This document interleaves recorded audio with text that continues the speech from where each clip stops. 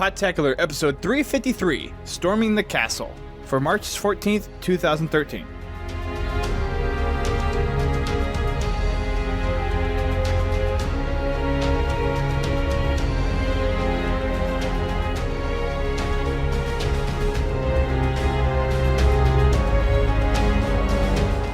Hello everyone, welcome to Podtacular, the unofficial Halo Universe podcast. I'm your host, Storm.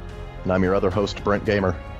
And we are here to talk about some Waypoint Bulletin goodness and a little something that got released earlier this week. I think you guys are going to really enjoy the sneak peek at the final map pack. And we got the trailer for Castle. So that came out, I believe, on Monday this week. And little known fact, it's actually going to be playable at PAX. And they're going to do a whole panel at PAX, and they're going to show a little bit of this off, and all around we're seeing the first glimpses of the final map pack, minus the concept art that we had back in November.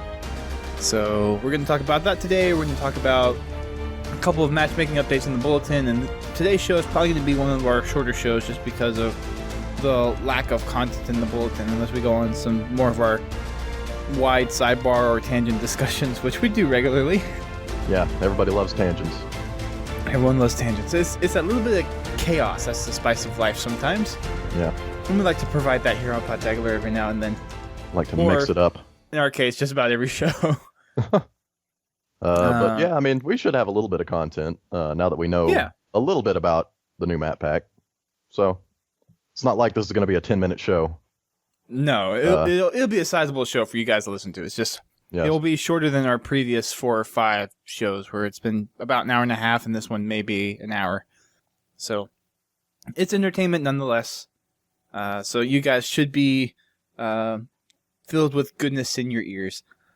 First things first, the trailer came out on Monday, like I said, and we got a good couple of clips of the maps, and I believe shortly thereafter, if not the same day, Waypoint released some screenshots of all the maps. And a lot of people wanted kind of a mix between large and small maps for this map pack, but it looks like all of them are medium to large. So, unfortunately for you more kind of like free-for-all and small team based people, they didn't quite hit the bar on this one for you. But I still think a lot of these maps look really good, and they're going to play really well nonetheless. Yeah, I mean, they already got theirs with the Majestic map pack. If you're into the smaller FFA-style maps or competitive maps, I mean, Majestic was pretty good. This is time for big team battle players to finally get their fill. Well, so I would hesitate to say that because the Crimson map pack was pretty much the big team map pack, if you think of the way they have all those maps laid out. Well, this is more, at least from seeing the maps here in the video when we saw it earlier this week in the screenshots, these are kind of the almost a meet between the two. It's almost like those game types that really fit for 66, so game types like Extraction and Dominion. That's where these maps seem to really fall into. Well, I'm excited for CTF. They've been showing off, some CTF screenshots on mostly Daybreak, or not Daybreak, Outcast. Yeah. I mean, I miss CTF. I miss kind of that big team CTF game type. I never really played much of it in Halo 4, but... Well, CTF is just one of those game types where you expect it to work on every Halo map because it's such a core Halo game type. I mean, you can do 2v2 CTF. I mean, it works for any number of players, really. Mm-hmm. 1v1 would be a bit weird, but I guess you could do it. Meet in the middle and smack each other with the flags. Yeah, that would be kind of weird. It'd be a little odd. There was that one Forge map that you could probably do that on that was really, really tiny in the Forge playlist. I forget what it was called. Maybe someone in the chat can remind us what it was. It was one of those first 6 community Forge test maps that they had that was really, really tiny and didn't really make much sense. I just really didn't enjoy the Crimson maps. Maybe that's why I've been waiting for some really good BTB maps. And Outcast looks pretty big. I'm not sure.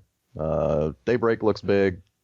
But you're right, especially Perdition. Perdition looks like it's probably a 6v6 map or 5v5. Perdition reminds me a lot of Headlong, for some reason. I know the map doesn't look like it's laid out the same way, but for some reason it just reminds me of Headlong from Halo 2.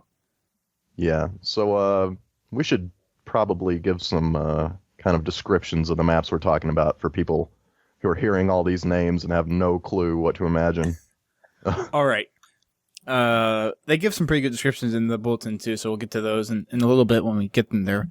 But we're looking at the screenshots and the Vidoc or the trailer right now. Perdition is human themed. There's lots of vehicles, there's barricades, there's forklifts, tankers, all that good stuff.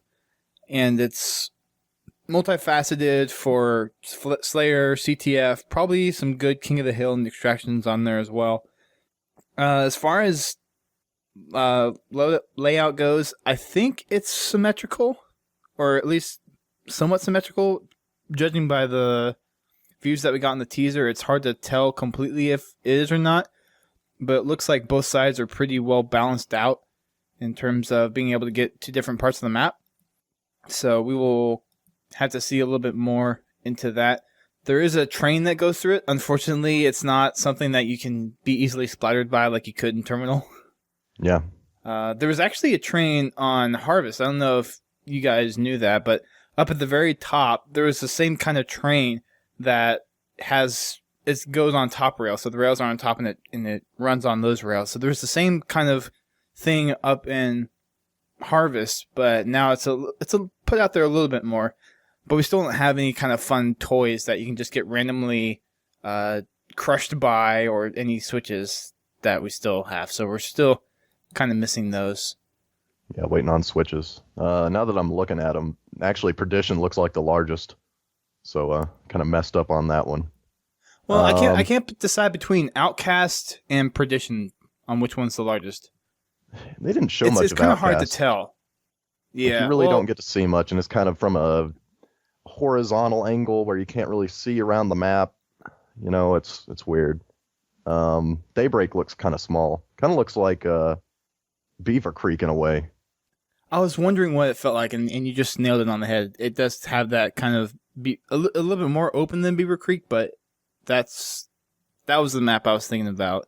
Yeah, Beaver Creek with warthogs. That should be fun. And Banshees. Oh yeah, Banshees. I agree with you though that Daybreak is probably the smallest map in here. I would almost go as far to say it looks like it's good enough for 2v2. I mean, not 2v2, 4v4. When it sounds like most of these maps are kind of designed more or less to be 6v6. So I'm kind of, I think this is the map I'm most excited about out of this pack. And of course you have the Infinity in the background, so that's pretty cool. Just looking at them, I'm kind of excited for Perdition now. You're right about the Headlong thing. It definitely has that kind of metropolitan UNSC city feel, you know. Right. And you have the tall buildings, you have other little structures that are kind of just scattered around everywhere. And it's very vehicle heavy. There's streets everywhere. So that's kind of why I give it that Headlong feel. Did they show off a Banshee on Perdition? I don't think they did, no. Because one of the big things about Headlong was that Banshee. Oh, yeah. I think they eventually took it out in matchmaking at some point. It was overpowered, but I don't remember. It originally spawned near defensive base underneath the walkway next to the Ghost. So I think they just replaced that with a second Ghost. When we were playing, or when I and a couple of others were playing on Halo 2 Tuesday this last week, the Banshee was in Headlong, at least the server that we were playing on, and it didn't seem that overpowered. Like, it was routinely taken out pretty quickly. Now, of course, it would go on its killing spree of maybe 3 to 7 kills, but it didn't seem that difficult to take out if the team knew what they were doing. Well, really good offensive teams could use it and take the upper route of the defensive base if they captured the flag and jump on top of the Banshee and ride it all the way home. Oh, yeah. Yeah. That was a pretty popular thing to do in Halo 2. Not always effective because you kind of had to ride slow or else you'd fall off. But Well, you don't see a lot of those kind of stunts anymore. That was more back in the Halo 2 and the Halo 3 days where you would see people hop on top of warthogs and banshees and hornets. And since we don't have any UNSC vehicles, or air vehicles at least, that's kind of not done as much anymore. In CTF, the fact that the flag carrier can shoot back, it almost renders doing that whole thing kind of inert. Because it just takes that extra amount of time. And in addition to Halo 4 being so fast-paced, that's just easier for the flag guy to run with the flag and then shoot down anyone that challenges him. yeah, it's a different game now. I mean, people already know that, but CTF was a lot different back in the Halo 2 days. Seemed like it was more fun. I don't know. Maybe it's just my rose-colored goggles. I think for Halo 2, it was the fact that it was the first time that people were ready to play online with this kind of experience. I mean, granted, I wasn't around until Halo 3, so Halo 3 was kind of the big one for me at the time. Yeah, There's definitely... Sorry, go ahead. Oh, go ahead. I was going to say, there's definitely a beauty to simplicity, and since Halo 1, we've just seen more and more stuff added to the game. So, in terms of, like, playability and enjoyability, I think Halo 2 is a prime highlight for a lot of people because it's straight down cut to weapons, grenades, melee, and the maps were specifically tuned to vehicles. Yeah. And now with Halo 3, they introduced the equipment, and the maps were still really good then. Then Halo Reach, they really messed up by taking maps straight from the campaign, and the armor abilities there just was not implemented to its best extent, in my opinion. No. In our twitch.tv live chat, Rommel S says, remember flying up on the buildings to snipe from there back in the Halo 2 days. Yeah, that was always fun. You could take the Banshee with a sniper rifle and fly all the way up to the top of the defensive base, shoot from there. That was a popular thing to do. I remember people trying to super bounce. Oh, yeah. I remember stories of that. I never really played Halo 2 back in the popular days, so I just remember people were super bouncing on all of the maps. I'm trying to remember some other places. There were some spots on containment that you could get up on with the Banshee. That's why they eventually had to take the Banshee out of matchmaking on that map. Kind of happened to a lot of maps with the Banshee, looking back. Yeah. I mean, in Halo 2, it was kind of a beast. And then in Halo 3, it was pretty overpowered, but didn't they, like, patch it or something? I don't think so. The Banshee? Yeah. No, I don't remember them patching anything vehicle-related in the game. Maybe I'm just... I don't know. Didn't they take it out of some maps, though? They probably did. Yeah. In Reach, the Banshee was pretty overpowered. Yeah, because of the whole flips things that you could do with it. Yeah. I remember whenever I would play with Nicodeli, he's a boss at the Banshee in Halo Reach. He was almost unstoppable. Him and I can't remember if Green Skull was one of those people that just wrecked with the Banshee too, but it always pissed me off. Whenever I saw one of their Banshees, I'm like, focus on the Banshee. Don't care about anything else. Just kill the frickin' Banshee. Oh, yeah. I hated to be on big teams that didn't understand that you need to shoot the Banshee down. I mean, even if you have to unload your entire BR clip into the Banshee, you need to do it. You know, because eventually he's going to run out of juice. He's going to pop eventually. So.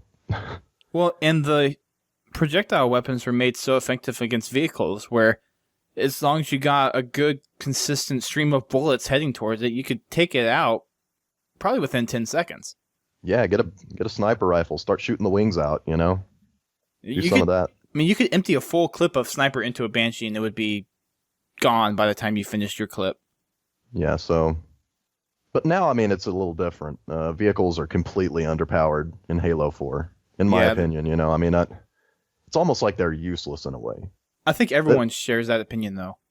they had a very special place in Halo. I didn't play a whole lot of first-person shooters before Halo, but it always seemed that the other competitive shooters, like vehicles, were either just completely ancillary and they didn't really matter. I mean, you could use them, but it was more effective to run around gunning people, or they just didn't have vehicles at all.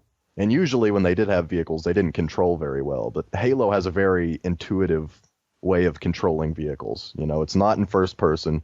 You get to pull all the way out into third person. I mean, the way you drive it is very fluid.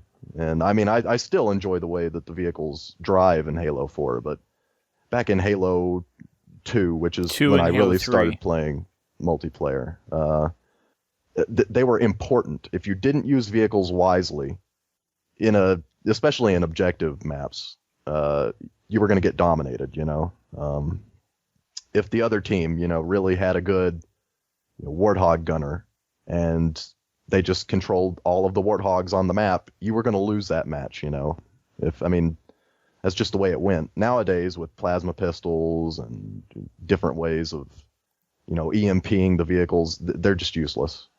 Especially with all the one-shot weapons we have now that don't necessarily destroy the vehicles in one shot, but you could put a lot of damage on those vehicles. I don't know about the railgun. I haven't really used that on vehicles yet, but tends to kind of push them around, doesn't it? I mean, you can flip a Warthog railgun.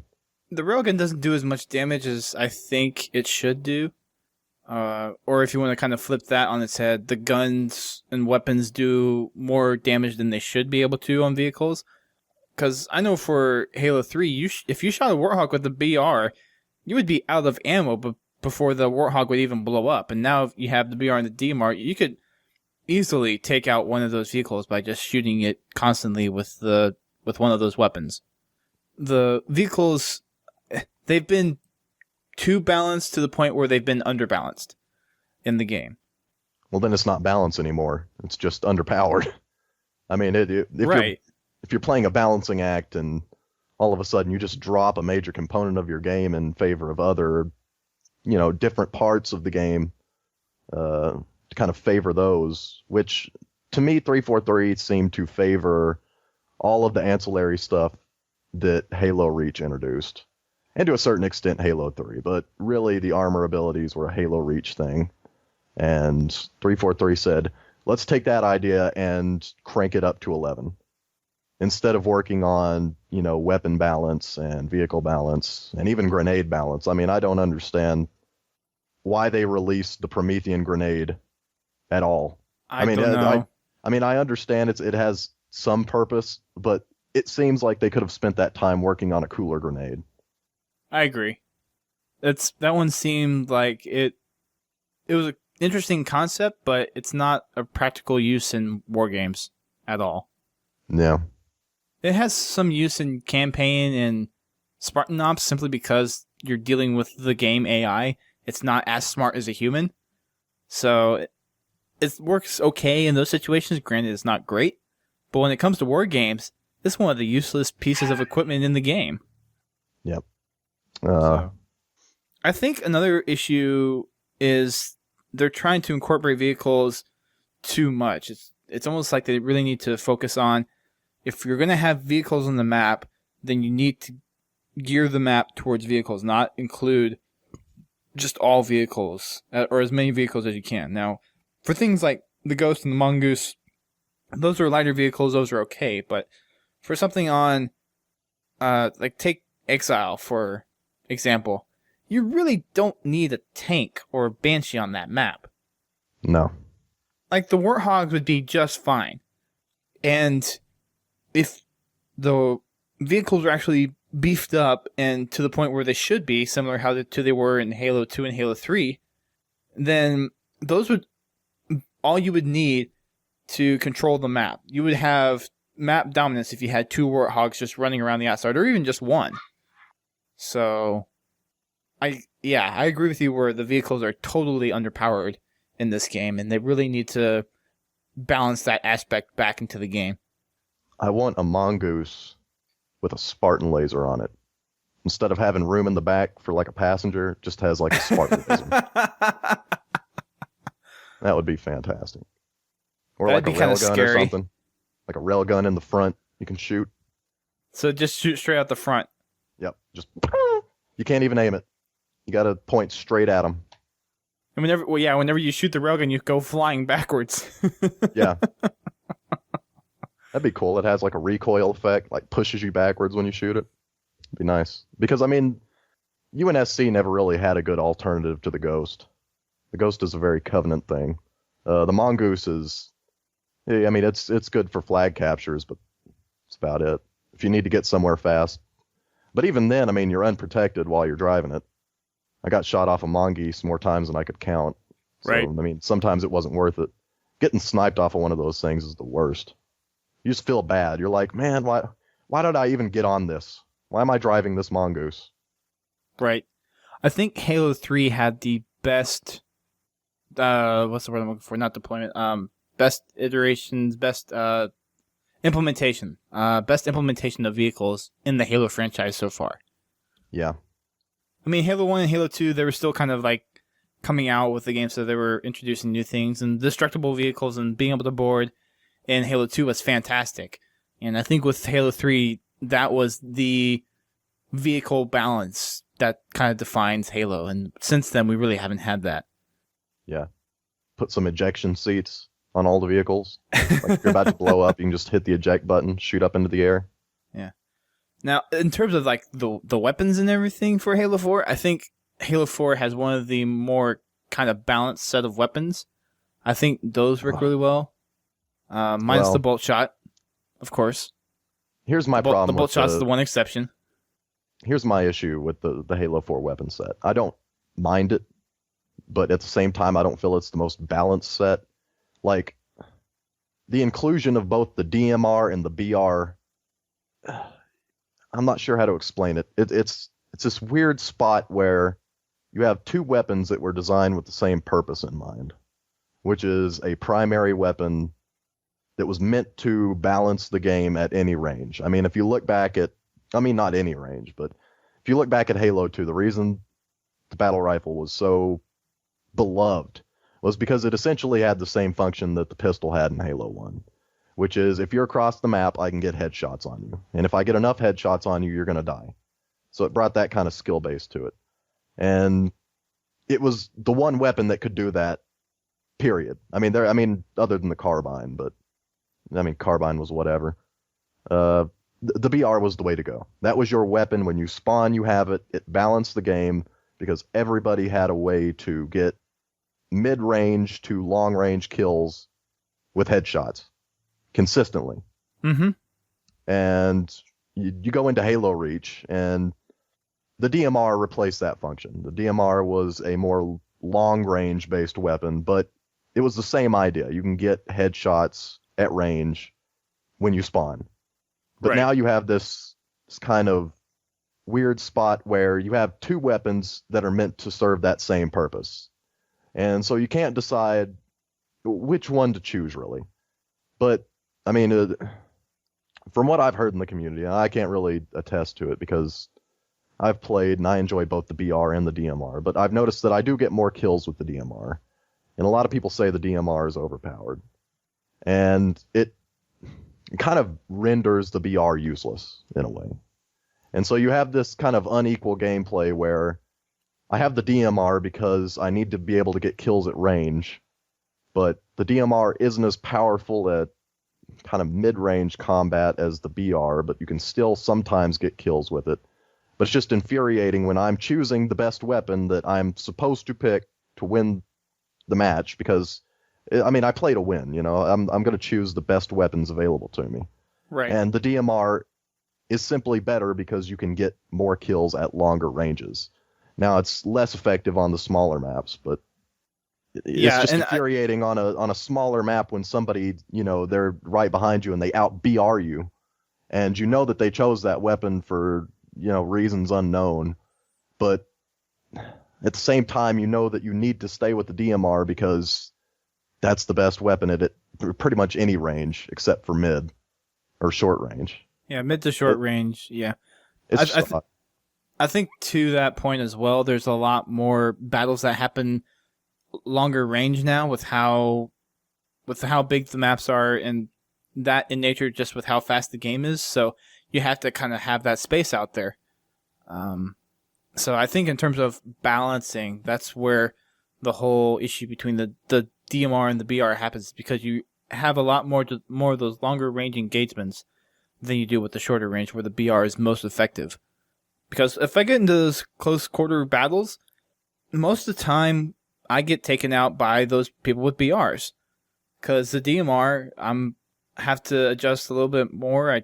I might miss a headshot, and that'll cost me my life most of the time. So I think it's just that encounter ratio of times when it's appropriate to use the BR and times when it's appropriate to use the DMR is unbalanced. I think the weapons themselves are balanced. I think it's the times when you have to use them is the part that's unbalanced. And that's just my opinion. I know there's plenty of other opinions out there, but judging from how much Halo I've played, at least, I think that's kind of one of the things that actually makes it stand out, even though it's not something that's just blatantly out there. Well, also, like you were saying earlier, there's beauty in simplicity. And Right. I think in a way there's almost too many weapons now. I think they need to kind of scale it back a little bit. I mean, I don't mind the number of weapons, but it just seems like the more stuff you add, the more chances there are to mess up major, parts of the gameplay. Like Call of Duty. I mean, you look at Tetris, and they mess with Tetris all the time. And every time that they add extra stuff to Tetris, nobody cares and nobody ever plays that version, because the original version of Tetris is just that good. I mean, it's incredibly simplistic. The most simplistic, well, not the most simplistic, but it's a simplistic puzzle game. And to this day, there are a good number of people that will tell you that Tetris is the best puzzle game of all time. Mm-hmm. And I mean, soccer moms mostly, but some moms will tell you that it's the best game of all time. I mean, I love Tetris. I love playing Tetris to this day, and it's the same every single time, and it's incredibly simplistic. It's Tetraminos, dropping onto a field, and it's basically just how good is your spatial reasoning, and reaction time. But it's still fun, even though it's the same every single time. It's simplistic, but the gameplay is so focused and so well designed that it holds up over the decades. And Tetris at this point is like 30-something years old. I mean, it's crazy. Mm-hmm. And it proves that adding stuff doesn't necessarily make a game better. It's solidarity of gameplay design. It's finding out what is the core, fundamental, enjoyable part of your gameplay and focusing on that. And 343, I think they're still working on that. They're still figuring out what is it about Halo exactly that makes this game special and fun and still beloved by the thousands and thousands of people who play it. I mean, even if you didn't like Halo 4, a lot of Halo fans are still sticking around. They're holding out hope for Halo 5. I mean, it's a game that it's strange. I mean, there's some games that just stay video games, and then there's games like Halo that become franchises and really just transcend pure video games. I mean, the video games are the big part of Halo, but there's so many other parts of Halo that people enjoy. There's the Mega Bloks, there's the novels, there's the videos that people make. Right. Just so many other aspects that even if the games aren't necessarily fun, which they are, but I mean, even if you didn't enjoy Halo 4, there's other parts of Halo to keep you sticking around the community. In terms of going to that whole simplicity thing, I think for a game like Halo, there's some kind of natural evolution to it, and there's always going to be people that are resistant to that change, because people want the Halo they either kind of started off with, or they kind of want that vanilla setting. And it's a tricky thing with Halo, because you want to move the franchise forward. You want to introduce new things that'll make the gameplay that much more interesting.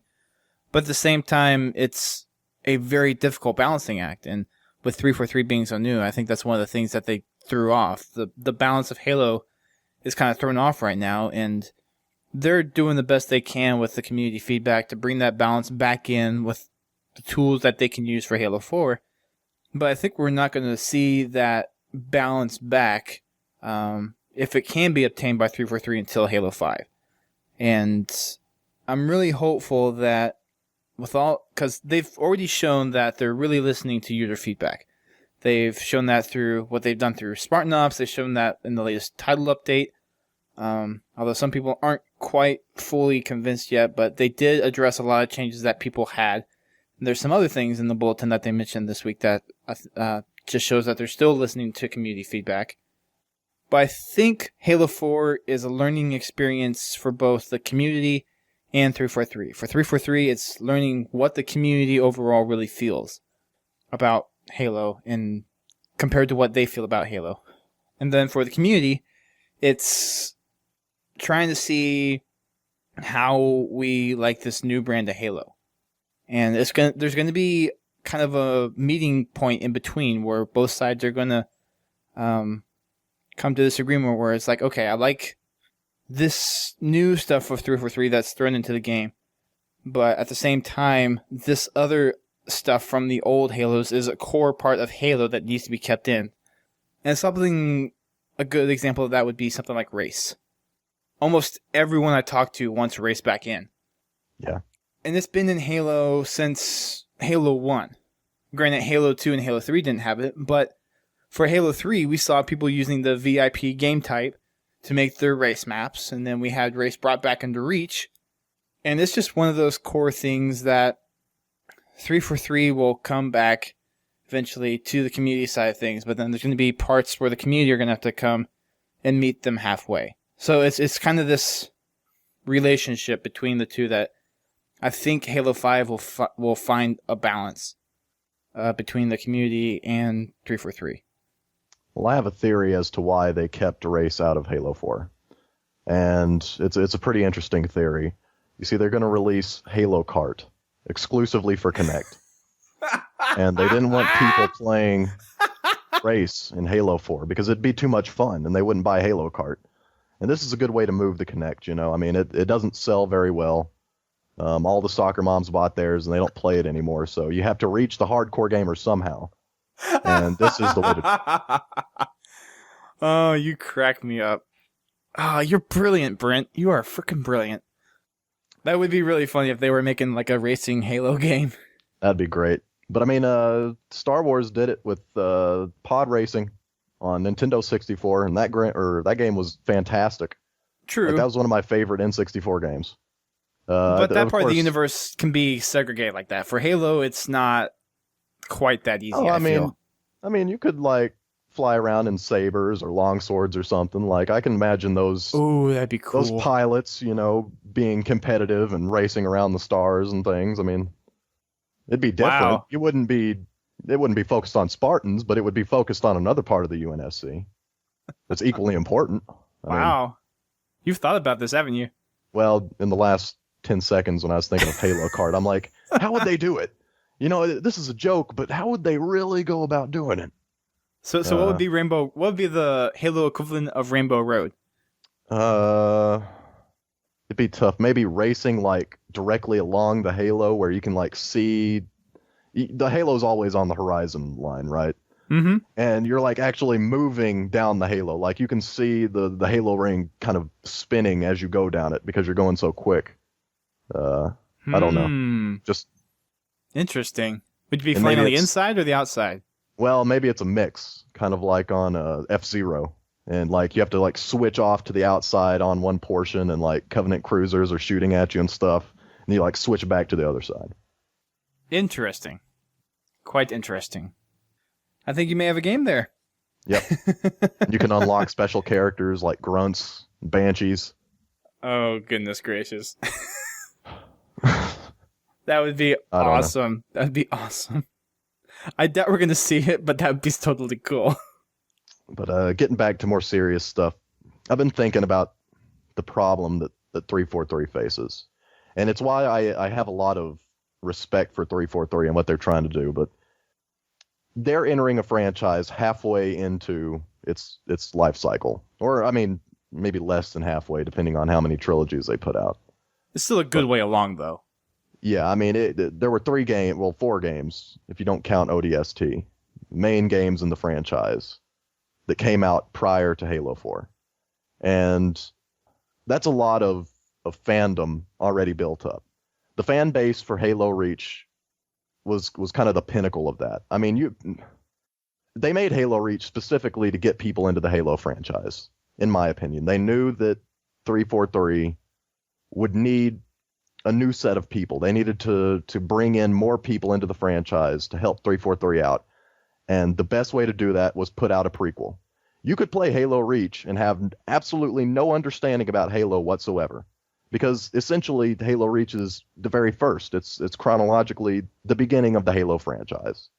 Right. And it helps to know about Halo, and most of the people that played Reach did already know the Halo storyline, but you didn't have to. And Halo Reach is a great place to start if you're going to get into the franchise. If I was going to kind of get somebody into Halo, I'd probably have them play Halo Reach first, just to get an understanding of where that universe is now, and then have them start with Halo 1.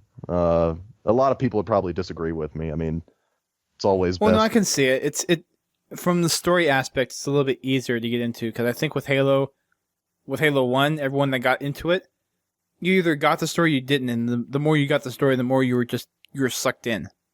Yeah. I think Halo had a steep learning curve, where Halo Reach really doesn't have as steep that Halo Combat Evolved did.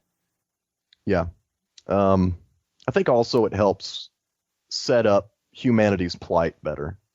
In Halo 1, you don't really get the sense that humanity is kind of screwed. They kind of allude to it, but essentially the big part of the Halo universe was that humanity was losing the Human Covenant War. I mean, we were on the ropes.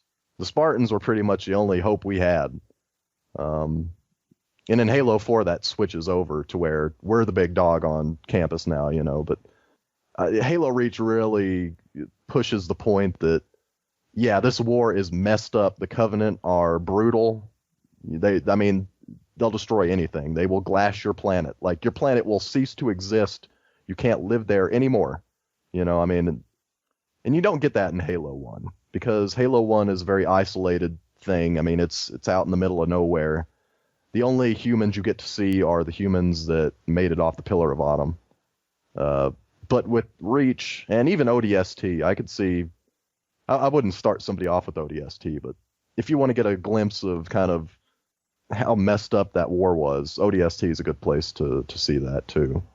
Because anytime you play from a human perspective, that's going to show that off more. Because the ODSTs are obviously not Spartans. Much easier to kill than a Spartan is. Even in Reach, they're the next best thing to the Spartans. Yeah, and even in Reach, Noble Team is... I mean, there's some Spartan 2s on there, but most of them are Spartan 3s. And they're just they're not the Master Chief. They're not the one-man badass that can go around, destroying massive Forerunner installations and floating around space and dying but not really dying, and all the crazy stuff that Spartan 2s do. What I was getting at is 343 has this problem where they want to change the franchise. They want to make their own mark on the franchise. But right now, the only thing you can do to the franchise to make your own mark is to either take stuff out, which people are very averse to. I mean, if you were to take out special parts of Halo, the parts that people love, and change those around, there would be a massive outcry. I mean, it would be... people. Well, there's already a massive outcry. Well, that's what I was going to say. I mean, there's an outcry, but I mean, it would be even worse. I mean, imagine if... I can't even imagine. I don't want to imagine. Like, I don't want to imagine. They took grenades out, or gave you unlimited grenades, or some crazy dumb... I mean, I don't even know how you could mess it up, but I'm sure that there's ways that you could. Any massive, huge change would have been real bad. So all they can really do is add stuff, and the more you add, the more opportunities there are to mess like up. I said earlier, mess up other parts of the game. Yeah. There is a certain part where you have to move the game along. Yeah, like I was saying before on a previous podcast, they don't really... it seems like with Halo 4 they wanted to bring in casuals, they wanted to bring in new players, and that makes absolutely no sense to me. It makes absolutely no sense that this far into the franchise, halfway into your 6-game story arc, assuming that there's not going to be a 7, 8, and 9, which I don't assume. I mean, they've already registered the domains for Halo 7, 8, and 9, but I mean, we don't know if they're actually going to do it. Yeah, I mean, right now they have a contract for this trilogy. But, right. I mean, assuming that this trilogy makes a lot of money, I could totally see 7, 8, and 9 coming out. I mean, there are games that are less popular than Halo that have 7. I mean, look at Final Fantasy. I mean, right now, there's like 17 different games in that franchise that I can just think of off the top of my head. I mean, there's even more. There's side games. Let's see.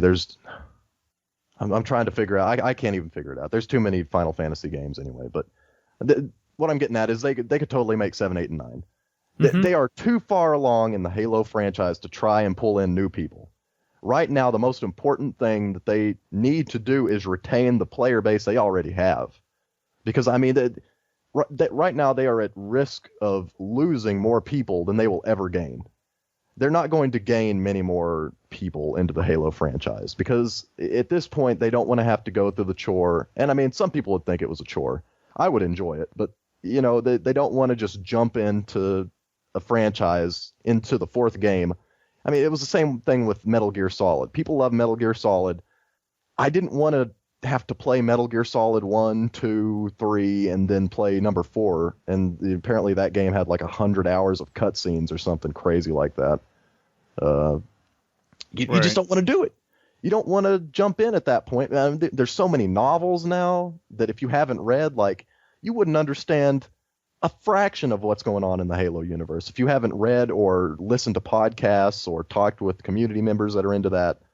So they're not going to get a whole bunch of new players, but they want so bad to get this new set of players into Halo, and you just can't do it. You are too far into the story.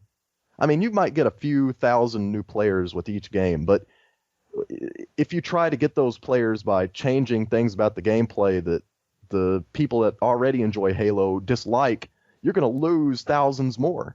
Right. And those are the thousands of people that are willing to pay a lot of money for Halo. And for some of the things, if you're going to get or try to get people involved in your game, that's where the advertising comes in. It's not about changing the game mechanics. You need to keep that core set there. And then the people that really enjoy the game, that are your core fans, they're going to help spread the game even more because of people like us who do the podcast. And that'll attract more people towards the game as well. So, yeah, you're completely right. They need to focus on their core player base and make sure that the experience at its core is not too much fundamentally changed from what everyone's used to, but still has those small little additions that just keep making Halo better. Yeah. So something like Ordnance. Ordnance works perfectly for big team. It makes sense for that kind of style. But it's not something that you would normally do in something like a Capture the Flag or a 4-on-4 or Oddball. It just doesn't make sense. It's a good idea for a big team. And it would be a good idea to just have it as an option in customs, which it is. But in terms for these core team game types like Capture the Flag and Oddball, it's just something that kind of breaks the game. So you have to be careful of what new things that you add to a franchise to not really piss off your core player base. Like, I know a couple people who are kind of big community leaders, and they've already said, I'm done with Halo 4. That's not a good sign. No. Now, I'm one of the other people that I enjoy Halo 4, and when I have chances to play it, I really enjoy the experience. But you can see where some of the other parts in this franchise, and the campaign and the Spartan Ops, those are really well done. They spent a lot of time really focusing on the story behind it, and they did an excellent job. But when it comes to the multiplayer aspect, the war games, the thing that everybody plays, and that's the reason to play Halo, and you gotta keep that core experience very similar and change it very little. We saw the big changes in Halo Reach that they did with the armor abilities, and people kind of got furious in some cases. And then with Halo 4, they added some more stuff, and people got even more mad. Yeah. So they just have to be very, very careful with the multiplayer stuff. They nailed the campaign and the Spartan Ops, in my opinion. They really need to... They still need to have good core storytelling and gameplay elements for those pieces of Halo, but they need to spend a lot of extra effort making sure the multiplayer experience in Halo 5 is top notch.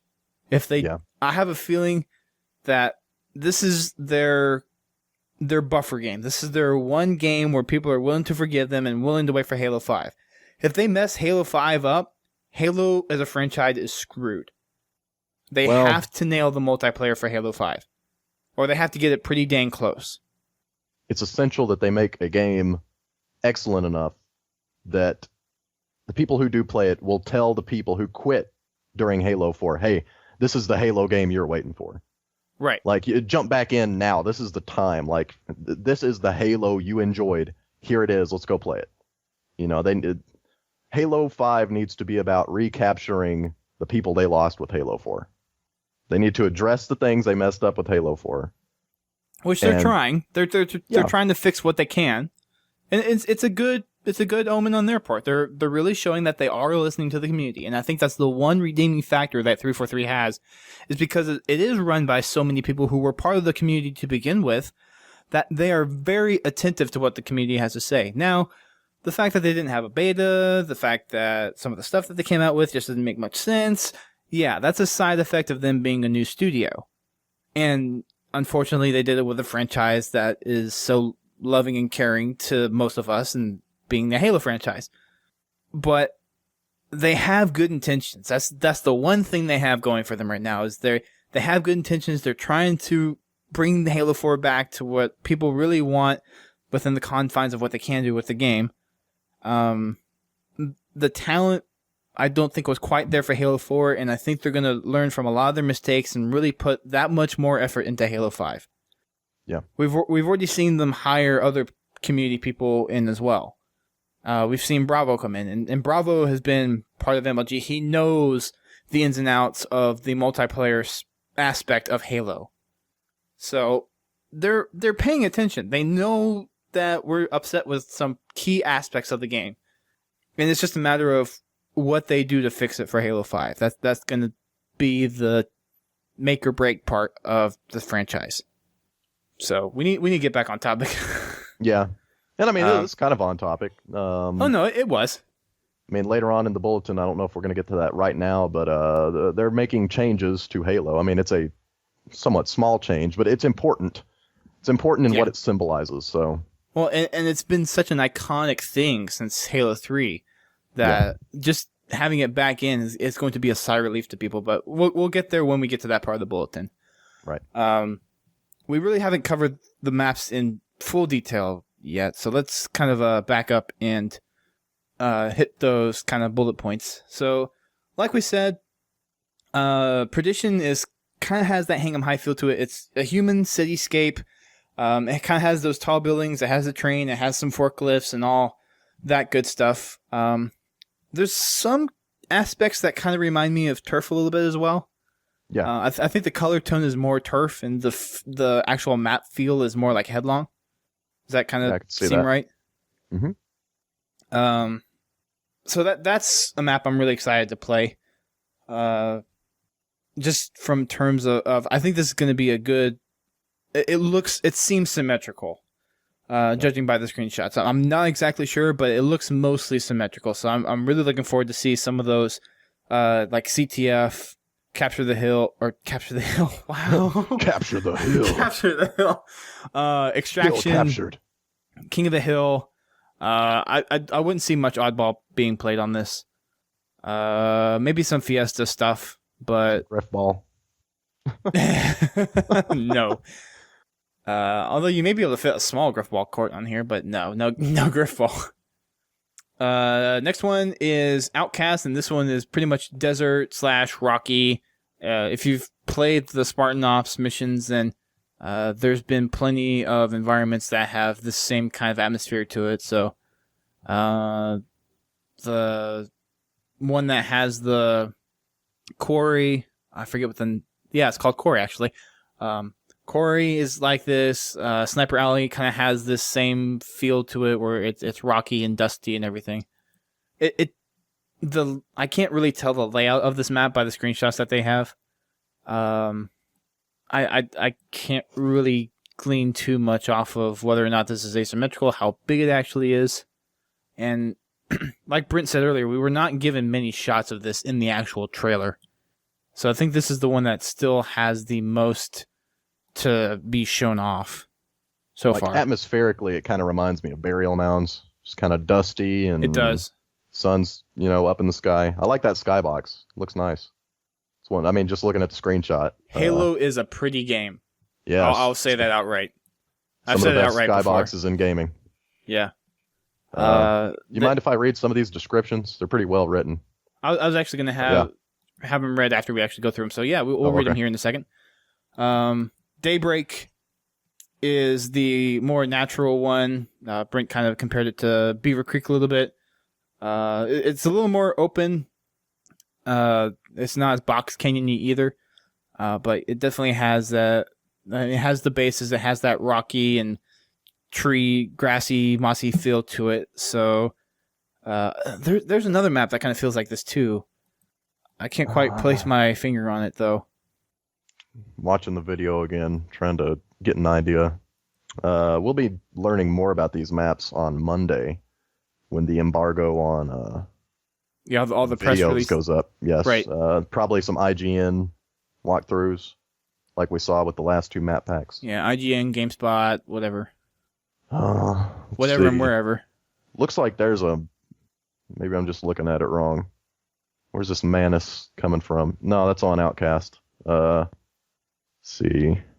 Actually, it reminds me of... It kind of has that feel from one of the firefight maps in Halo Reach. The one that had the network test and the generator defense on during the beta. Oh, yeah. I forget what that map's called. Oh. Man, Reach had such memorable maps. Oh, yeah, I know, right? I remember Spire. Does that count? Spire, Boardwalk, Countdown? You're talking about Overlook. Thank you. Yep. Alice's Pieces and Mech Warrior. Thank you. That was the firefight map I never played on. Didn't enjoy it. I used to play on it just because of the challenges. Wait, no. Overlook was the one with Beaver Zone, right? No, that was Powerhouse. Beaver Zone was Powerhouse. That was an actual multiplayer map. Oh, what am I thinking of? There was a... What are you thinking of? It is Overlook. I don't know. I just remember generator defense not being very fun. I mean, I didn't enjoy it. Well, no, never played it. Yeah. So, yeah. Yep. Yeah, if you want to go ahead and read the descriptions now, that'd be a perfect time. Yeah, let me pull it back up again. I don't know why I shut it off. Closed out of the bulletin before I needed to. Let's see. Daybreak's description. Although it's currently being used as a military staging ground, this fertile world will one day be colonized. And the longer description says, Operation Daybreak is effectively a cluster of Oni research facilities and sensor relays residing in the vast highlands of Saveron on the blue-green planet Oban. With the destruction of so many worlds at the hands of the Covenant, this planet is now undergoing preparations to make it a home for millions of human refugees. Hungry refugees. Well, I mean, when I see refugee, I just think of hungry for some reason. Millions of human refugees. In the meantime, the UNSC Navy continues to use it as a key staging ground for a number of highly classified military exercises. So it's going to be a world that they plan on probably terraforming a little bit and making it suitable for colonization. So, I wonder where this is. Oban. Severon. I don't remember seeing that anywhere in the Halo lore before, so... Maybe it's a new piece of lore. Maybe I don't know. For some reason now, if I think about it, Saveron may be familiar. I'll have to do a little bit of research on it later. All right. Yeah, but do the next one. Outcast, dissident strongholds such as this one helped foment several anti-centralization movements. One of the few worlds left unscathed by the Covenant, this remote outer colony of Talista has always had a strong anti-centralization and pro-colonial autonomy sentiment, even since before the war. The UNSC halted several early political uprisings in the colony's major population centers, but this only fostered a more radical form of dissident, now in the form of secluded and heavily armed redoubts. Ultimately, these sites would provide the foundation for a number of major political movements. So this one's kind of the idea of one rebel. of those colonial planets. Yep. The insurgents that Captain Lasky didn't necessarily. He kind of felt bad about them. Kind of felt. Right. And rightfully so, I think. Yeah, he felt like maybe they were getting the short end of the stick. You know, the UNSC was kind of bullying him a little bit. But then the Covenant attacked and he quit caring, so. I mean, that's what happened. Like, he felt bad about being in the UNSC, kind of, and then, like, the Covenant attacked. And Lasky's like, yep, now I'm going to become a badass. Well, I mean, it's the Covenant. It's no longer humanity that they're having to worry about now. Yeah, I mean, now they're having to fight for humanity's existence as a species, so. Right. That's kind of cool, kind of throwback to kind of the stuff Forward Unto Dawn was concerned with prior to the last, 2 episodes? Perdition, citywide evacuation orders have confirmed the unstable thermal reactor cannot be contained. New Carthage has always been a prime example of a healthy, growing colony ever since before the war. Hidden below the city of Pilvros, however, one of the thermal reactors which provided clean and safe energy in the past has now gone critical. While a large-scale evacuation effort is underway, scans of the reactor section are quickly acquired to help analysts determine the root cause of this impending disaster. So, reactor messing up, which is kind of... Yeah. Well, when I thought of evacuation, I also thought of the signs in Headlong, which was remade into, what was it for Halo Reach? Breakneck? Breakneck. Yep. They had the evacuate signs on there as well, right? Yes. Yeah. So that's kind of what made me think of Headlong as well. So yeah, it's radioactive down there. Your Spartans are probably in danger. Well, they have power suits. Yeah, their power have suits shields. keep them safe, but anybody else probably needs to stay away from Pilvros. Yep. All right, so that covers our first look at the map. Well, I guess technically our second look at the map, because we did get the concept arts back in November when they did announce all the map packs. So, first look, second look, whatever you want to consider this. This is our first real look into the maps, and we'll see some more information come out on the 18th when the media embargo lifts.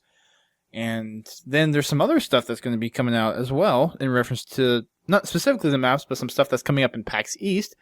So 343 has a panel called Halo 4 Multiplayer Past, Present, and Future, which is going to be on Friday, March 22nd at 5 p.m. So if you're there, make sure you get in line early, because I'm sure a lot of people will probably be trying to stuff their way in.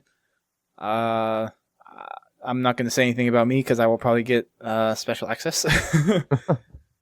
But it's probably going to... I know there's going to be some pretty interesting stuff. They're going to talk about multiplayer, what they've... I think they're really going to focus on the reaction to the community. I've heard some talk back and forth between some people, and I think they're going to kind of focus on that community feedback a little bit, and they're going to talk about some details that they're going to be bringing to the Halo 4 experience in terms of updates to the multiplayer experience. And their description in here, I actually would like to read it out. It says, this is for the panel. Halo 4 delivered a unique set of multiplayer experiences, immersing players in an episodic campaign with Spartan Ops, while delivering more breadth and depth in the expanded war game sandbox. You've played the Majestic map pack and may even have had a chance to play Castle map pack on the floor here at PAX. So I'll preface that. There is going to be a section playable for these Castle map packs. So if you're at PAX, you're going to have the chance to play the maps before they get released. Continuing on, come prepared to hear 343 Industries' Frank O'Connor, Kevin Franklin, Dan Ayub, and David Ellis as well as Certain Affinity's Tom Potter, discuss where we've been, where we are, and what is on the horizon for Halo 4 multiplayer. So that is the panel that's going to be on Friday, if you're at PAX East. So I will be there as well. If you are there, shoot me a tweet, shoot me an email, and we'll try to meet up and do some stuff while we're there. I will be hopefully trying to get some gameplay footage of the maps if I'm able to. We'll see how well that goes. And if all goes well, it'll be a great panel. I don't know if it's going to be live streamed. I know they've done some live stream stuff in the past, but they haven't said. I don't know if there's a live stream schedule yet. We will look into that for you guys, though. As far as matchmaking playlist update, from looking through the bulletin, I didn't see where they were adding a new playlist, right? You didn't see that. I don't think you saw. Did you see that? I didn't see it. No, I didn't see any playlist updates. But they do mention that they're switching over to bi-weekly updates. Right. So I think the game's at a point where they've gone through most of the playlists they want to go through, and they're just really fine-tuning the playlist now. And they're really getting ready for the CSR, the actual skill-based ranking system. The competitive skill rank? Yeah.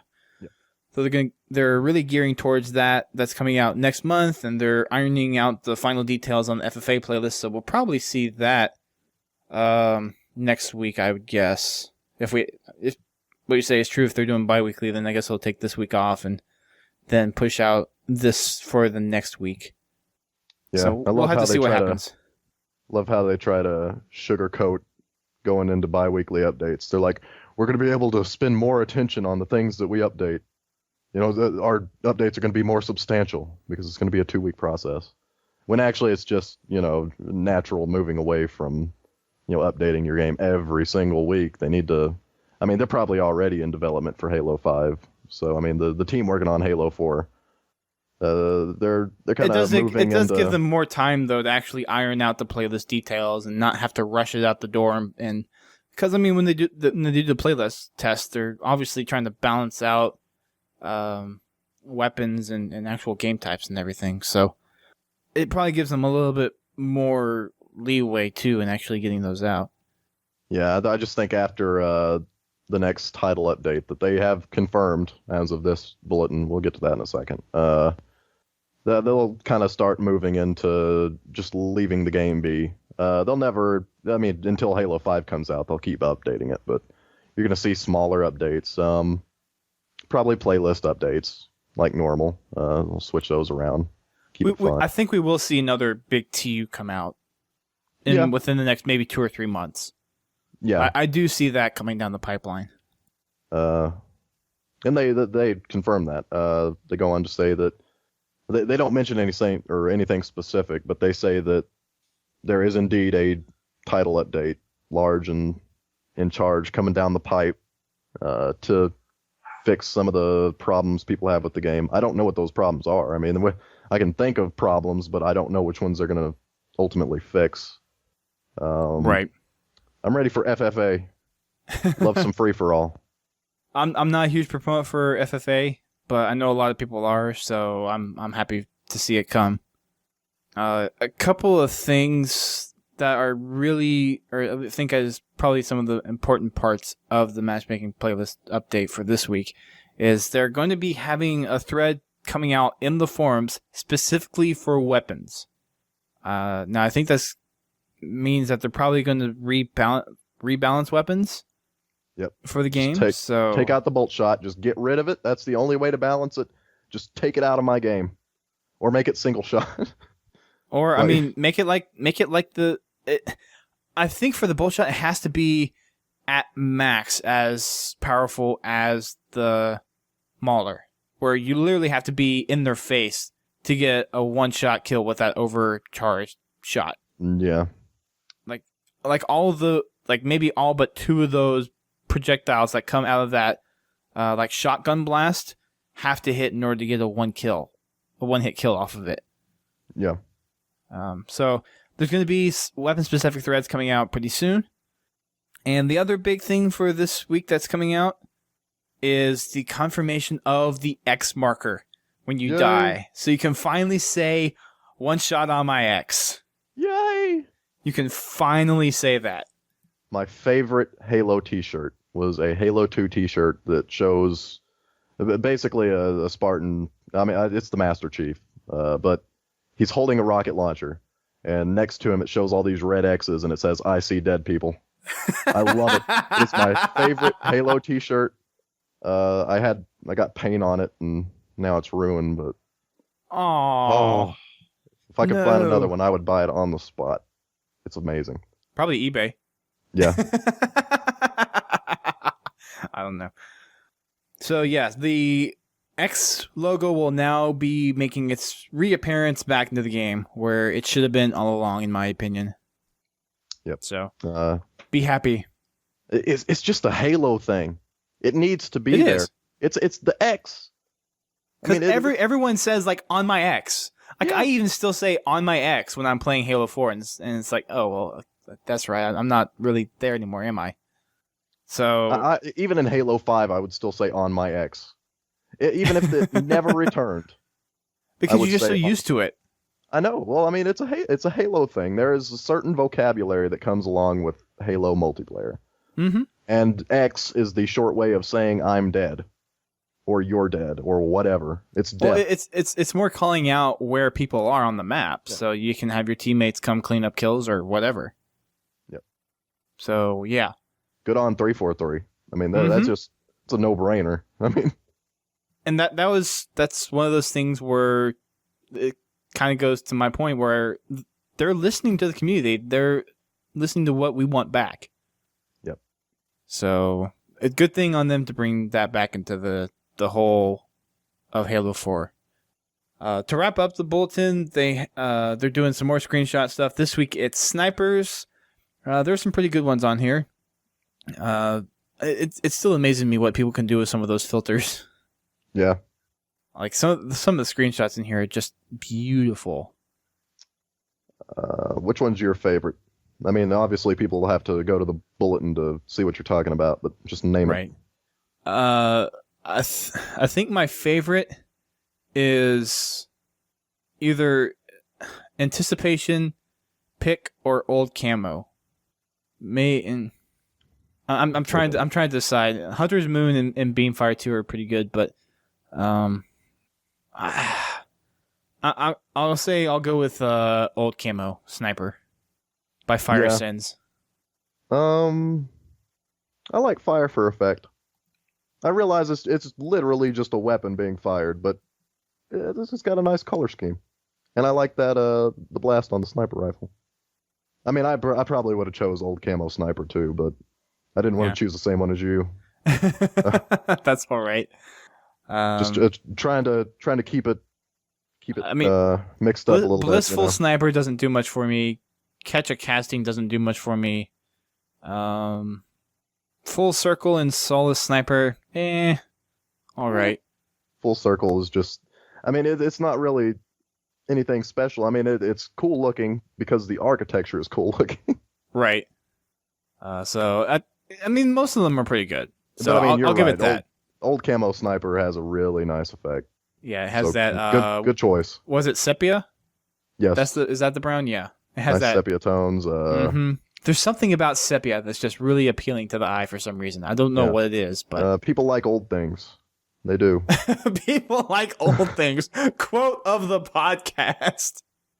Oh my goodness, people like old things. So that wraps up the bulletin for this week, though. It's pretty. I mean, we took a lot of time talking beforehand, just on some tangents. But as far as bulletins go, this is probably one of the shorter ones that we've seen. But we're going to go ahead and get to a couple of submissions that we had. So last week we asked the question of if you've read any of the Forerunner trilogy books, what was your favorite moment? And are you looking forward to Silentium, which comes out in 5 days, actually, as of this recording? So we got a couple of responses. The first one comes from Rommel S., and he writes, I'm really excited for Silentium. My favorite part of the Forerunner novels is learning about the Flood. I hope we finally learn their true purpose and origins in the next book. I'm also interested to see where this whole Gaosh thing leads. I'm betting that Master Chief has the Born Stellar Didact imprint, and this is why the Halo 4 campaign Master Chief hears the Didact talking, but Cortana can't. I bet it was part of his genetic unlocking that the Librarian did. So, I guess that would kind of explain why Chief would be able to hear it.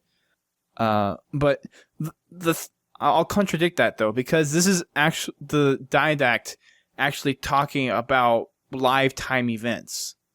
Because there's one line in there where he says, or something along the lines of, I know of what your folks are doing at the third ring. So it's talking about lifetime events. So unless there's like a genetic biological transceiver kind of thing, that maybe because of Born Stellar and the Didact having that connection to each other, maybe that's possible, but that's kind of a stretch, in my opinion.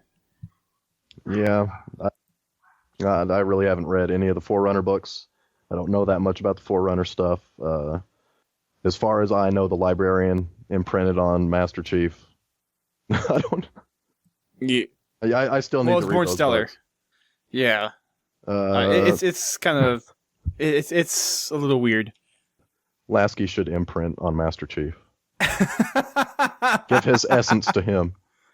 No, I like the Master Chief how he is. Yep.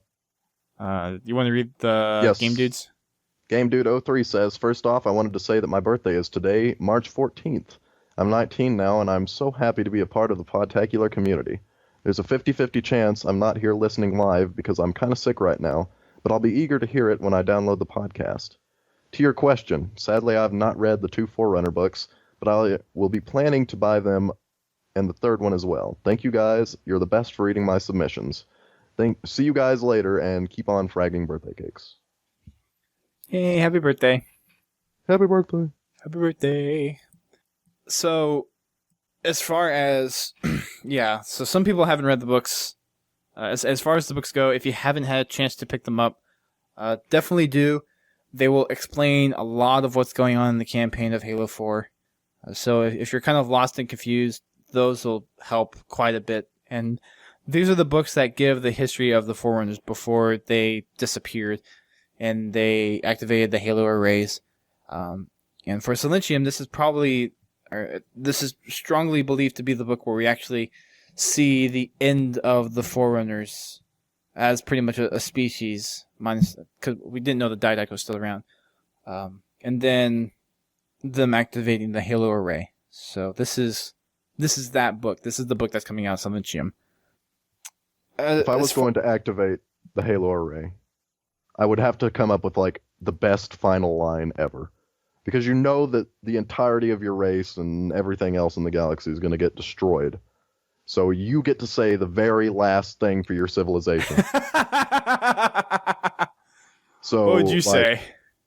Probably like, come at me, bro. And then like a flood combat forms like running at you and you just like activate the Halo. And then they're like, you know, and then, wait, do that again? That's my combat form sound. All right. What would you say, Dusty? I don't know. That's kind of a big responsibility. I mean, it's one thing if no one's there to be there to document it. Can I just say some random funny thing? But if it's like something that's going down in the history books, I don't know. That something about great sacrifice. Maybe I honestly don't know. More money, more problems. No, not gangster. Someone in the chat wrote, and so we, because of our hubris, we destroy ourselves as we destroy our enemies. That's a pretty good one, huh? That was from Alice's Pieces. About my Halo array. Would you like fries with that? You may take our galaxy, but you will never take our freedom. Get to the chopper. Get to, get to the chopper. Now we're going back into some old Halo stuff. All right, so I guess I'll try to answer the question of the week since you haven't read the books yet, Brent. One of the interesting parts for me was seeing how Chakras was basically turned into a monitor of installation. One of the installations. I'm still personally a little lost on which installation it actually was, but to see one of the ancient humans actually be turned into one of these monitors. Yeah. So that was one of the cooler things, because it actually, after the events of Cryptum, where so Cryptum's storyline focuses on Born Stellar and his journey to getting the imprint from the Didact, and basically becoming the Born Stellar Didact that we know in the books. And we see the two human companions, Riser and Chakras, kind of follow him around in the companionship that they have together. And then Primordium goes to the path of Chakras a little bit after that storyline. And we see his existence on one of the Halo rings. So there's a part in Cryptum where the Didact and Born Stellar, Chakras and Riser basically get, I think it's like captured or something, and then they're basically jettisoned off, and Chakras and Riser are dumped on one of the Halo rings. And then we see this story of Chakras meeting up with some other ancient humans who have been put on this ring as caretakers, and we see this story, and eventually, I think it's the Born Stellar Didact it's the Born Stellar Didact comes back and finds him, and the flood that's on the ring is actually doing something really messing with their minds, and the Born Stellar Didact actually comes and saves Chakras from this inevitable fate and basically turns him into a monitor. So that's one of the cooler parts of the Forerunner trilogy to me so far.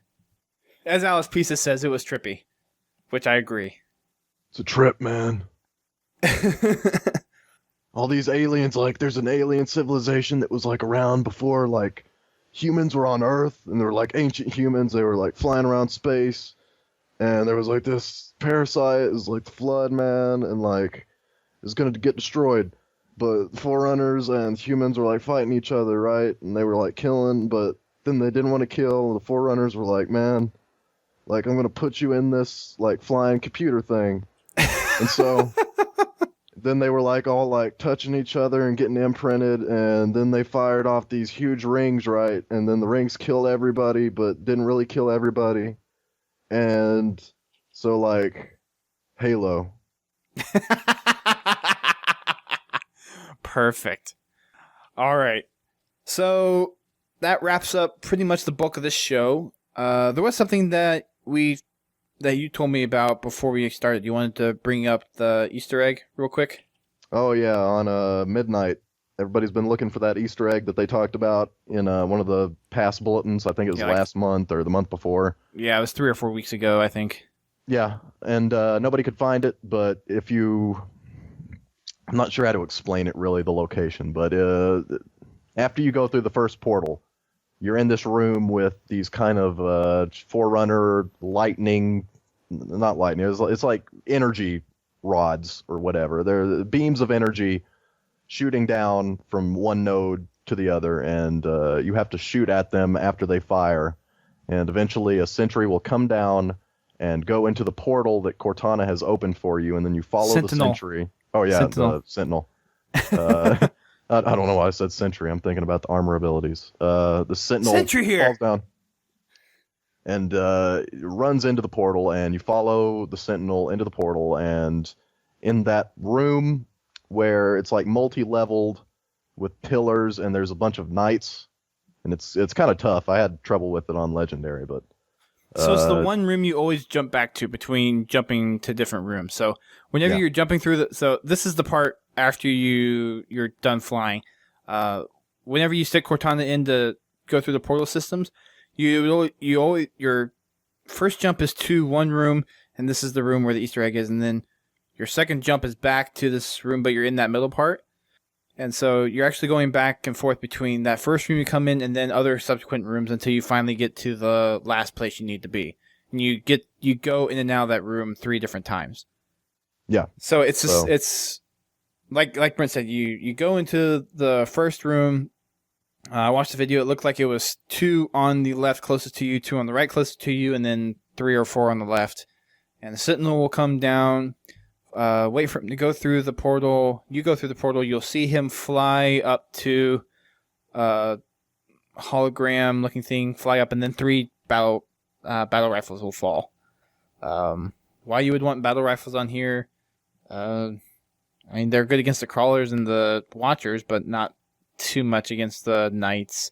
And it's only 3, so Yeah, that's. I don't know if that's. I wouldn't quite consider that an egg. I mean, yeah, it's something that's like, it's hard to find, but is it really useful or cool? Well, I mean, it's an Easter really. egg. It's just not a good one. I mean, in my opinion, here's the thing: Halo had such amazing Easter eggs. I mean, even in Halo 1, it had great Easter eggs. And then you go into Halo 2, they introduced the skulls, which are, I mean, that's a Easter egg. You know, I don't know. It's like I don't know. Skulls are important to Halo now, and that was just kind of an ancillary thing that they added into Halo 2. They probably didn't think much about it. They didn't know how popular skulls would become, but I mean, those were originally Easter eggs. People had trouble finding them. In Halo 3, people had trouble finding the "I would have been your daddy" skull, and that was a great Easter egg. I mean, that was tough. But those actually made changes to the game, which were interesting. Where this one, the change to the game is it gives you 3 BRs. Here's this weapon you don't need. Yeah, exactly. I mean, yeah, technically it is an egg, but it's not something that's very substantial, in my opinion. The eggs in Halo, when you find them, it's always rewarding. There's always something cool that you would get from it. I mean, it was an image, or, you know, seeing whoever that was in his boxers, you know, on a ODST, just cool stuff. And you find an Easter egg like this, which isn't incredibly easy to find. I mean, this is the Easter egg they've had the most trouble with out of the update. And they finally find it, and then it's just a Sentinel that drops BRs. Like, yeah, it'd be another thing if it dropped like rocket launchers or something. Yeah, that would have been cool. Like, it lacks that just kind of awe and cool factor. I mean, if you get a rocket launcher with 4 rockets, is it really going to wreck that level? I mean, even on Legendary, yeah, it would help. But I mean, probably the fear there was everybody's going to learn about this Easter egg that drops rocket launchers on this level, and then they'll just be able to beat it on Legendary real easy. Like, no, if it's got like 4 rockets, it's not going to affect the level that much. I mean, you'll get some easy knight kills. So, I mean, there's more than 4 knights on that level. So, anyways, yeah. That's our 2 cents about that. Scarab gun. Yeah. Oh, the Scarab gun. Stuff. That would be awesome if they brought that back as an egg. Granted, we kind of need to see a scarab in the game, I think, first, but full auto railgun. It could be a harvester gun. Instead of a scarab gun, it could be a harvester gun. Oh yeah, that freaking big laser beam. Yeah, it's like a Spartan laser times 1,000. Yeah, exactly.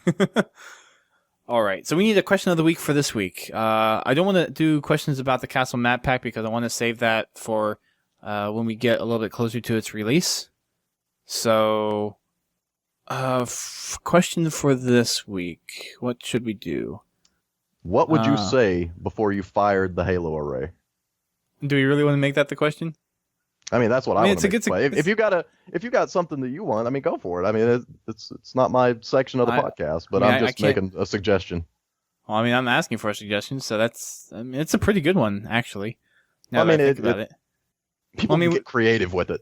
That's why I like the question. I mean, you can be as crazy or as serious as you want to be with it. Yeah. Well, I mean, when we asked about what they would do, what that tarp had done for them, we didn't get many responses. So let's try it. Let's see if people will catch on to this one. I'll know if maybe that was just an off one or something. But yeah, let's do that one. So say it again.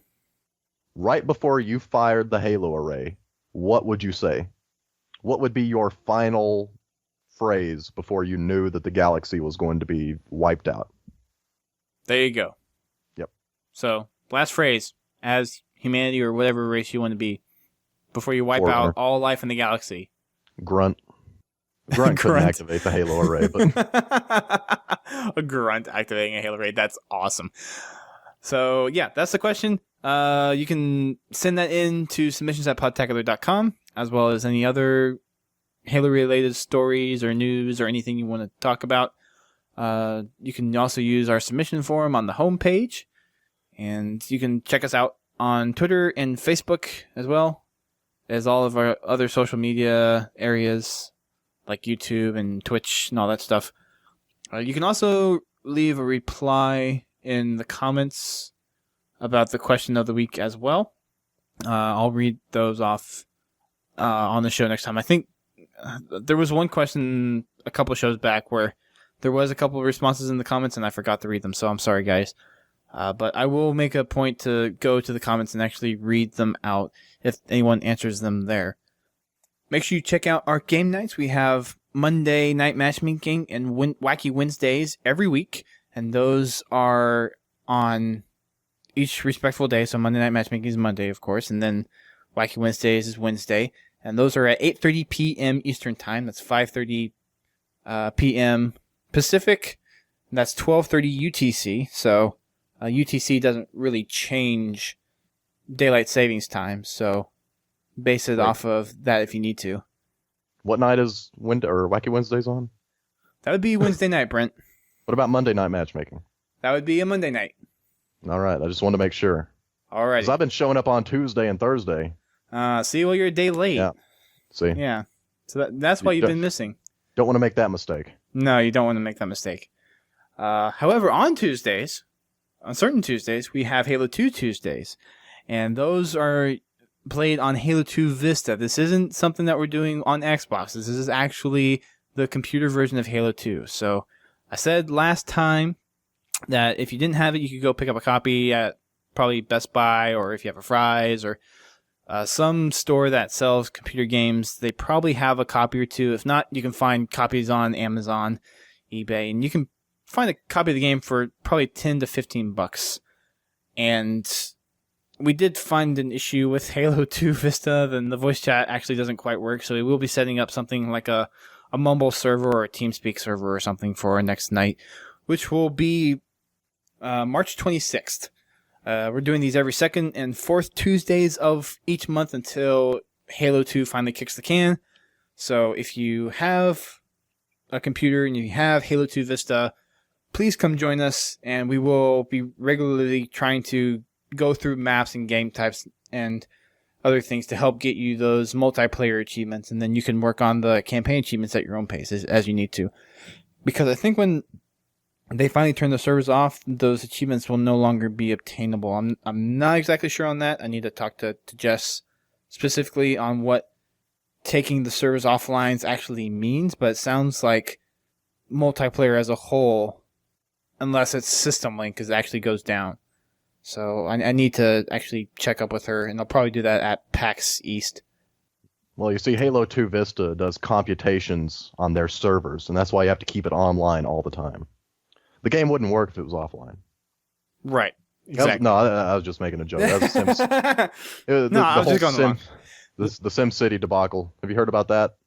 Seen that? Yeah, I've heard. Yeah, it's pretty bad. Yeah. So, also, you can leave us a voicemail, 240-200-HALO. That's 240-200-4256, and leave a Halo-related message. We've had one so far, which we played on the show last week, or was it the week before? I think it was the week before. It was the week before. Okay, that's right. So that line is open. It will ring a few times just because it's Google Voice, so just wait till you hear me saying please leave a message. And you can leave your message on the show and then actually get played on the show, so we will actually hear your voice. Please keep it to about 90 seconds, no longer than 2 minutes, if possible. And please use that because people were asking for it, and we brought it back for a reason, so please use it. I think that covers pretty much everything. Oh, I plug this every now and then. I should probably plug more often. But if you like what you hear on the show, we give it out free. We make everything free. The website, forums, everything free to you guys. So it's not free to me. I still have to pay out of pocket. So if you have anything that you're willing to send over in terms of donations, we would happily accept it. There's a donation button on the homepage that you can use. It's not something that is required, but if you're willing, then we would certainly appreciate it. Yes. And that wraps up the show for us tonight, folks. We appreciate all of our live listeners coming out here to listen to us. We had quite a few numbers on our last show when we actually had Beyond Entertainment on. And of course, when we have other communities, they're usually tweeting as well to their people, and they have some more people come in. So we had a pretty big turnout for that one. We had a pretty decent turnout tonight as well. So if you haven't been listening to any of the live casts, you can definitely listen to it on Twitch TV. That's where a lot of game channels do their broadcasting, and it's now home to our live recordings as well. So our live recordings happen every Thursday night at 8 p.m. Eastern Time for the regularly scheduled stuff. So this is when we talk about the bulletin and other Waypoint-related news throughout the week. And then we have other communities on to do special announcements. Those will usually happen throughout the week. And if you follow us on Twitch, if you make an account and you follow us, you'll receive an email notification whenever we go live. And those will usually be, if they're weekdays or nighttime, like after 7, and if they're on weekends, it could be just about any time, really. But if you want to catch those... Go ahead. All right. If you want to catch those intermediate shows, definitely follow us on Twitch, Twitter, Facebook, all those places. We will always send out notifications when we do extra intermediate shows. Yes. 2 other shows that are coming out very soon. Our last campaign mini series show with 6OK from Robot Entertainment. He used to be one of the ones that did the Waypoint Top 5s when Waypoint was first getting their start. He was on the show for our last campaign mission, so that will be coming out soon after this show is released. So stay tuned for that one. We also have Halo Fan for Life back on the show to discuss episode 8 of Spartan Ops, and we're almost done with wrapping up that show as well. So stay tuned to our podcast feed, iTunes, Zoom, whatever, for those shows coming up very soon. With that said, thank you guys again very much for listening. This has been episode 353 of Podtacular. And with that said, we are out. Keep on fragging those trucks. Keep on fragging old things. Keep on fragging Halo carts. Keep on fragging X's. Well, I mean, if you're fragging the X, you're doing it wrong, but... well, unless the X is actually someone that's actually teabagging you. So in that case, you're doing it right at that point. Yeah. Preferably the frag becomes an X. An X for the other team, yes. Yeah. Right. Don't throw grenades at your own feet. That's a bad idea. Just don't do it.